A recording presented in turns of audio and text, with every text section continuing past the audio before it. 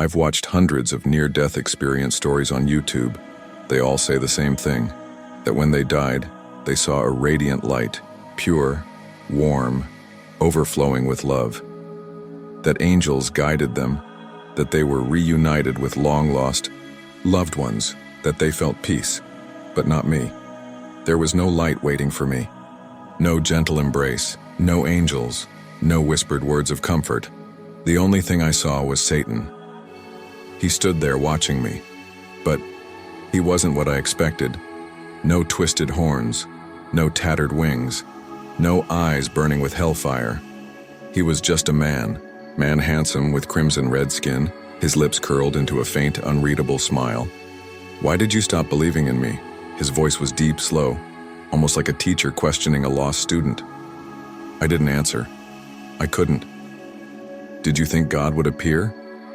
Satan leaned in slightly, his gaze locked onto mine, as if he already knew the answer better than I did. "Did you think he would reach out and save you?" Then he laughed, a low, quiet chuckle that stretched on for too long, like he was mocking me. God was never here. My name is Michael Carter, and I'm 50 years old. I used to be a drug dealer.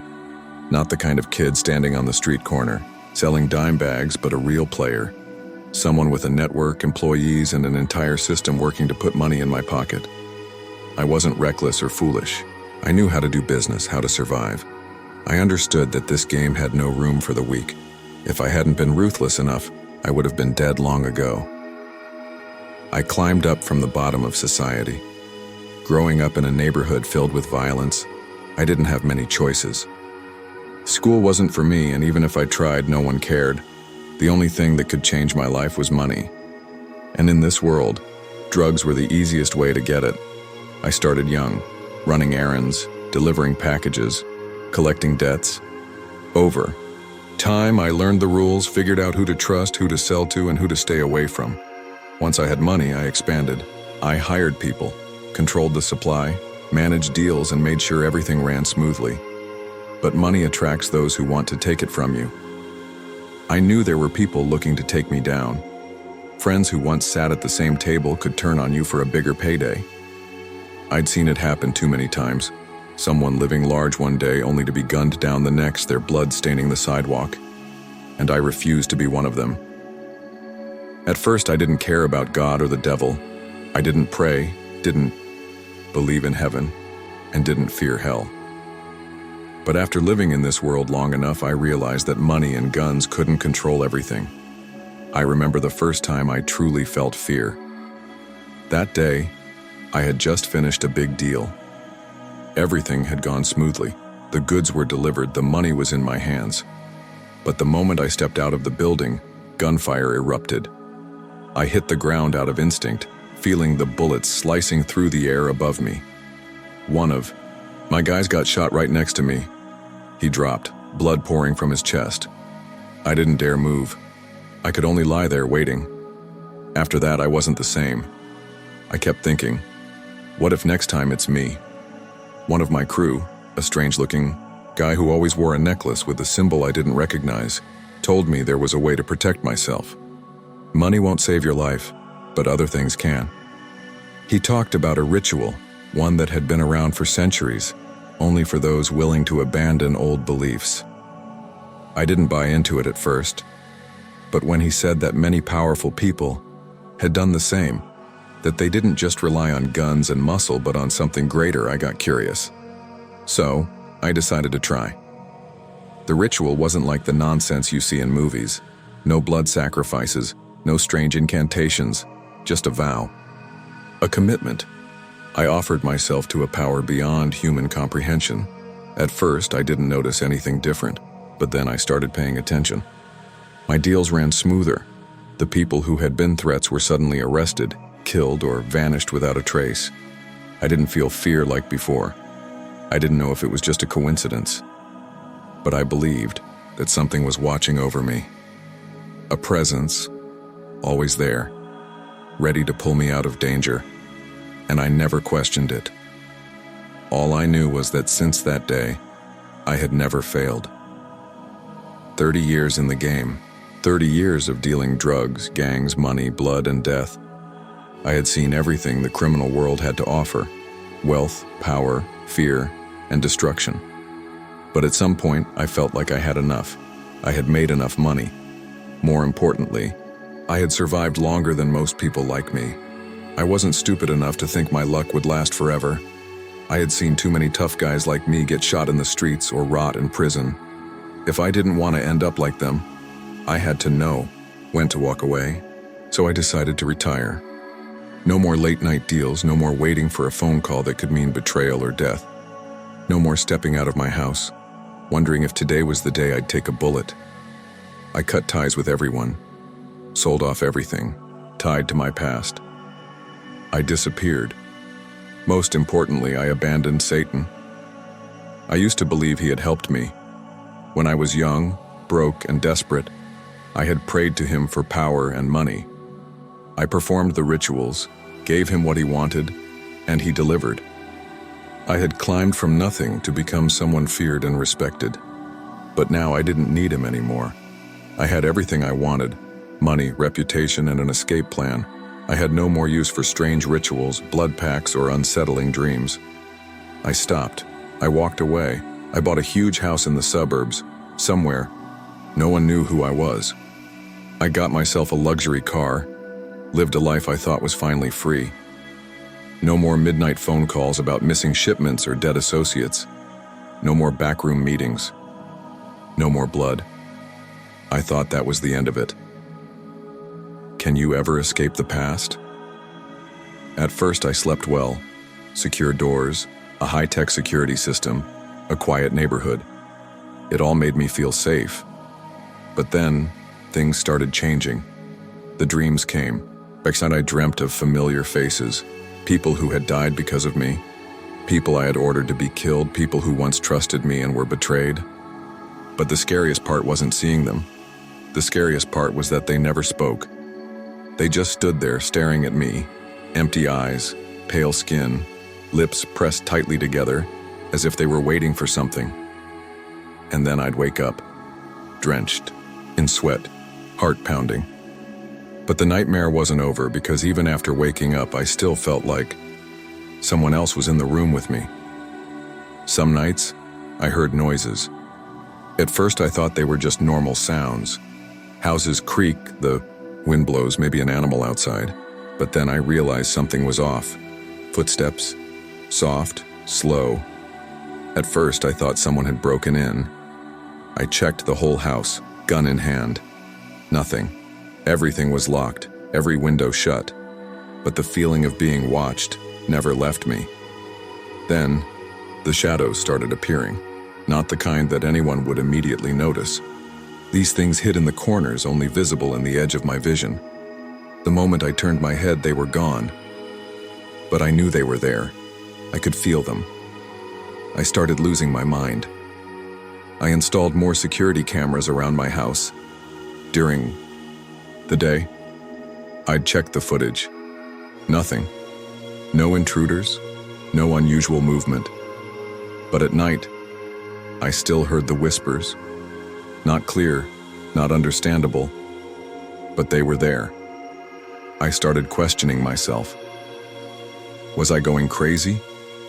Or was this Satan's way of punishing me for leaving him? I didn't believe in religion anymore, but I wasn't dumb enough to think I could just walk away without consequences. And if there was a price to pay, I wondered if I was truly ready to pay it. Death never announces its arrival. That day was just like any other. I woke up later than usual, feeling a little sluggish, but I didn't think much of it. Around noon, I drove to the nearby supermarket to pick up a few things. Just an ordinary afternoon. Nothing special. The supermarket was quiet, with only a few people browsing the aisles. I pushed my cart slowly, my eyes scanning the shelves, but my mind drifted elsewhere, lost in old memories. Then suddenly a sharp pain exploded in my chest. It struck without warning, as if an invisible hand had reached inside me and squeezed my heart tight. I stopped, gripping the shopping cart, struggling to regulate my breathing. But my heartbeat spiraled out of control, pounding erratically like a drum struck at random. A fog settled over my vision. The sounds around me became distorted, distant. I saw a woman nearby open her mouth to say something, but her voice stretched out unnaturally slow, like a recording played at the wrong speed. My limbs went numb. I felt an unseen force pulling me down. Then I collapsed. There was no sensation of hitting the ground, no jolt of pain, only darkness swallowing me whole. I heard shouting, hurried footsteps, someone calling for help, but the sounds grew fainter, as if I were sinking into the depths of the ocean. Then everything went silent. I was no longer there. I opened my eyes, or at least I had the sensation of opening them. But what I saw wasn't the ceiling of a hospital or the face of a paramedic. I stood in an endless void. No sky, no ground, no landmarks of any kind. Just an infinite stretch of blackness, deep and vast like the abyss of space. The air carried no warmth, no cold, no scent, nothing that indicated life. I didn't know what I was standing on or if my body even existed, but I was certain of one thing. I was no longer in the world I knew. A voice rang out. "It's been a long time." I turned sharply. A man stood a few meters away. He hadn't arrived. He had simply been there, as if he had always existed in this space. He wore a sleek black suit, his tall frame exuding an effortless elegance. His facial features were unnervingly perfect. His skin was a deep crimson red, not the red of blood, but the red of polished garnet under dim light. His eyes were bottomless, as if they contained entire galaxies. He wasn't smiling, but his gaze carried a calm, unsettling certainty. I clenched my fists, or at least I felt like I did. "Who are you?" I asked, my voice dry. The man tilted his head slightly, as if studying me. "I am the one you once trusted, but then betrayed." I didn't need him to say more. I knew who he was. Satan. He wasn't angry, wasn't threatening, wasn't condescending. He simply stood there like an old friend meeting me after years apart. "Why did you stop believing in me?" he asked, his tone composed. I didn't answer right away. He took a slow step toward me, his movement eerily smooth. Completely silent. "You swore loyalty to me," he continued. "You once begged me for power, wealth, and protection, and I gave you all of it." His gaze never wavered. "Yet once you got what you wanted, you turned your back on me." I stayed silent. He didn't wait for my response. He raised a hand and instantly images flashed before my eyes. The gangs I once worked with, faces I had long forgotten. Drug deals, bloody brawls in the dead of night, stacks of cash, weapons, prostitutes, wild parties that never ended. Memories I had buried deep surfaced as vividly as if they had happened yesterday. Satan lowered his hand and the images vanished. "Do you really think you achieved all of that on your own?" he asked. "No, I led the way. I protected you." I didn't argue. I couldn't.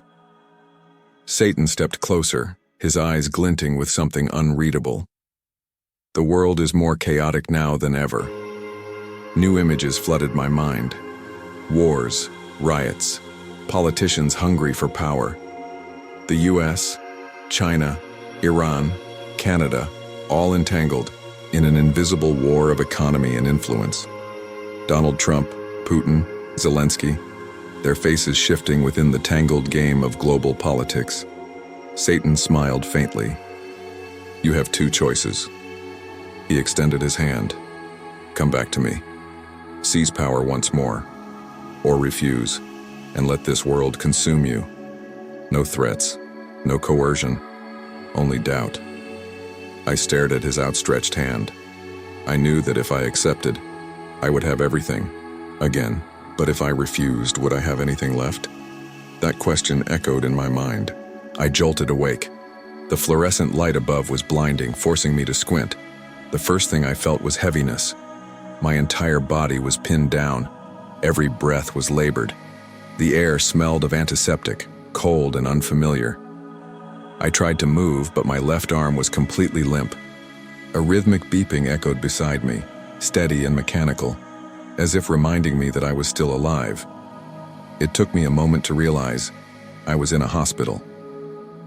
A nurse walked in, her eyes widening in surprise. She turned toward the door, calling for someone. Within seconds, a doctor appeared, checking my pupils with a small flashlight before speaking to me. "You had a stroke," he said, but luckily someone at the supermarket called for help in time. I heard his words, but my mind was blank. I remember everything. This wasn't just a stroke. I had died. Or at least I had left my body. I had seen him. Satan was no longer a superstitious man. I once believed, then I stopped. I once worshipped him, then I abandoned him. I thought I had escaped, that I had gained control over my own life. But now, I had seen him. I had heard his voice. And the most terrifying thing of all was, he didn't threaten me. He didn't need to. He simply planted seeds of doubt, and now they were growing. I wanted to tell someone, but who would believe me? Someone like me? A man who had lived in darkness, who had committed countless sins? No. No one. I had to figure this out on my own. For the next few days, I lay in my hospital bed, staring at the ceiling, lost in thought. I could pretend nothing had happened. That I had hallucinated due to a lack of oxygen. That Satan was just a dream. But I knew. I had spent years in the world of darkness. I knew when something was real. His words still echoed in my mind. This world is in chaos. Do you think it just happens on its own? Do you think anyone truly controls everything? No. I pull the strings. I let humans reveal their true nature, and you are no different. He didn't order me. Not at all. He only suggested, as if he knew that by planting a single thought in my mind, I would wrestle with it myself. He had given me two paths. One, return to him, reclaim power, continue to control. Two, reject him, but remain weak. Never again have the protection of his power. But if I had survived before without him, why would I need him now? Or was that just another lie I told myself to feel safe? I didn't. No, for the first time in my life, I truly didn't know what to do. The answer was still unclear.